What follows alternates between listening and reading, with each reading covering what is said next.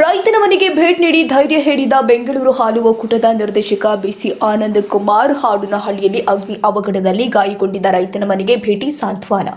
ದೊಡ್ಡಬಳ್ಳಾಪುರದ ತಾಲೂಕಿನ ತೂಬಗೆರೆ ಹೋಬಳಿಯ ಹಾಡನಹಳ್ಳಿ ಗ್ರಾಮದಲ್ಲಿ ಕಳೆದ ಗುರುವಾರ ಹಸು ಕಟ್ಟುವ ಕೊಟ್ಟಿಗೆಗೆ ಆಕಸ್ಮಿಕ ಬೆಂಕಿ ಅವಘಡದ ಪರಿಣಾಮದಿಂದ 2 ಹಸುಗಳು ಸೇರಿ ತೀವ್ರವಾಗಿ ಗಾಯಗೊಂಡಿದ್ದ ರೈತ ರಾಜಣ್ಣ ಮನೆಗೆ ಸೋಮವಾರ ಸಂಜೆ ಕರ್ನಾಟಕ ಹಾಲು ಮಹಾಮಂಡಳಿ ನಿರ್ದೇಶಕ ಬಿಸಿ ಆನಂದ್ ಕುಮಾರ್ ಭೇಟಿ ನೀಡಿ ಪರಿಶೀಲಿಸಿದರು. ಬಳಿಕ ರೈತ ರಾಜಣ್ಣ ಮತ್ತು ಕುಟುಂಬಸ್ಥರೊಂದಿಗೆ ಮಾತನಾಡಿ, ಹಸುಗಳನ್ನೇ ನಂಬಿ ಜೀವನ ಸಾಗಿಸ್ತಾ ಇದ್ದ ನಿಮಗೆ ಭಗವಂತ ಹೆಚ್ಚಿನ ಅಪಾಯವಾಗದಂತೆ ರಕ್ಷಿಸಿದ್ದಾನೆ.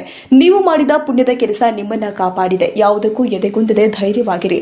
ಕೆಎಂಎಫ್ ಮತ್ತು ಬಮೂಲ್ ಒಕ್ಕೂಟದಿಂದ 1 ಲಕ್ಷ ಪರಿಹಾರ ಕೊಡಿಸ್ತೀವಿ. ಹಸುಗಳ ಹೆಚ್ಚಿನ ಚಿಕಿತ್ಸೆಗೆ ಪ್ರತಿದಿನ ಬೆಳಿಗ್ಗೆ ಮತ್ತು ಸಂಜೆ 2 ಬಾರಿ ಪಶು ವೈದ್ಯರಿಂದ ಚಿಕಿತ್ಸೆಯ ವ್ಯವಸ್ಥೆ ಕೂಡ ಮಾಡಲಾಗುತ್ತೆ. ರೈತ ರಾಜಣ್ಣ ಮತ್ತು ಮಕ್ಕಳ ಕೈಗೆ ಸುಟ್ಟ ಗಾಯಗಳ ಚಿಕಿತ್ಸಾ ವೆಚ್ಚವನ್ನು ಕೂಡ ವೈಯಕ್ತಿಕವಾಗಿ ಭರಿಸಲಾಗುತ್ತೆ ಅಂತ ಕುಟುಂಬಸ್ಥರಿಗೆ ಧೈರ್ಯ ತುಂಬಿದ್ದಾರೆ. ಬಳಿಕ ಮಾಧ್ಯಮದವರೊಂದಿಗೆ ಮಾತನಾಡಿದ ಅವರು, ಹಾಡನಹಳ್ಳಿ ಡೇರಿ ಸ್ಥಾಪನೆಯಾದ ಸಂದರ್ಭದಿಂದಲೂ ಈವರೆಗೆ ರೈತ ರಾಜಣ್ಣ ಮತ್ತು ಅವರ ತಂದೆಯವರು ಹೈನುಗಾರಿಕೆಯನ್ನ ಜೀವನವನ್ನಾಗಿಸಿಕೊಂಡು ಡೇರಿಗೆ ಹಾಲು ಹಾಕ್ತಾ ಇದ್ದಾರೆ. ಇಂತಹ ನಿಷ್ಕಲ್ಮಶ ಹೃದಯ ಹೊಂದಿರುವ ರೈತನಿಗೆ ಹೆಚ್ಚಿನ ಅಪಾಯವಾಗದಂತೆ ಆ ಕಾಮಧೇನು ಕಾಪಾಡಿದ್ದಾಳೆ. ಹಸುಗಳ ಚಿಕಿತ್ಸೆಗೆ ಸ್ಪಂದಿಸುವಂತೆ ಪಶು ವೈದ್ಯರಿಗೆ ಮತ್ತು ದೊಡ್ಡಬಳ್ಳಾಪುರ ಒಕ್ಕೂಟದ ಅಧಿಕಾರಿಗಳಿಗೆ ಸೂಚನೆ ನೀಡಿದ್ದೇನೆ. ಪರಿಹಾರ ಧನ ಮತ್ತು ವಿಮೆ ವಿತರಿಸಲು ಕೈಗೊಳ್ಳಬೇಕಾದ ಕಡತದ ಕೆಲಸವನ್ನು ಶೀಘ್ರವಾಗಿ ಮುಗಿಸಿ ಕಡತವನ್ನು ತಾಲೂಕು ಶಿಬಿರ ಕಚೇರಿಗೆ ರವಾನಿಸುವಂತೆ ಹಾಡನಹಳ್ಳಿ ಡೇರಿ ಕಾರ್ಯದರ್ಶಿ ನಾಗರಾಜುಗೆ ಸೂಚಿಸಿದ್ದೇನೆ ಎಂದರು. ದೊಡ್ಡಬಳ್ಳಾಪುರದ ಹಾಡನಹಳ್ಳಿ ಗ್ರಾಮದ ರೈತ ರಾಜಣ್ಣ ಮನೆಗೆ ಬಮೂಲ್ ನಿರ್ದೇಶಕ ಬಿಸಿ ಆನಂದ್ ಕುಮಾರ್ ಭೇಟಿ ನೀಡಿ ಸಾಂತ್ವನ ಹೇಳಿ ಪರಿಹಾರ ವಿತರಿಸಿದರು. ತಾಲೂಕು ಶಿಬಿರ ಕಚೇರಿ ವ್ಯವಸ್ಥಾಪಕ ಎಲ್ಬಿ ನಾಗರಾಜು, ಶಿವಪುರ ಡೇರಿ ಅಧ್ಯಕ್ಷ ನಾಗರಾಜು, ಹಾಡನಹಳ್ಳಿ ಡೇರಿ ಕಾರ್ಯದರ್ಶಿ ನಾಗರಾಜು, ರೈತ ರಾಜಣ್ಣನ ಕುಟುಂಬಸ್ಥರು ಉಪಸ್ಥಿತರಿದ್ದರು. ಶಿವಕುಮಾರ ಸ್ವಾಮಿ, ಸಿದ್ದಿ ಟಿವಿ, ದೊಡ್ಡಬಳ್ಳಾಪುರ.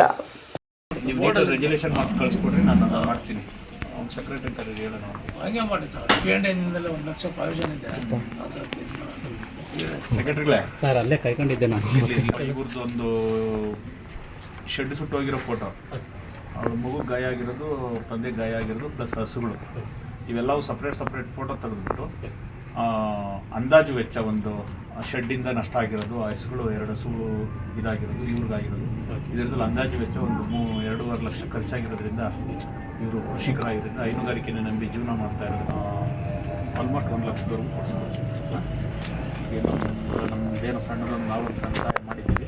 ಇನ್ನು ಮಿಕ್ಕಿದ್ದು ಏನೇ ಟ್ರೀಟ್ಮೆಂಟ್ ಇದ್ರು ಇದು ನಮ್ಮ ಡಾಕ್ಟರ್ಗಳು ನೋಡ್ದಂತ ಇದು ಮೇಲಾಗೋವರೆಗೂ ನೀವು ಫಾಲೋ ಅಪ್ ಮಾಡಬೇಕು. ಬೆಳಗ್ಗೆ ಸಾಯಂಕಾಲ 2 ಟೈಮ್ ಕಳಿಸ್ತೀನಿ.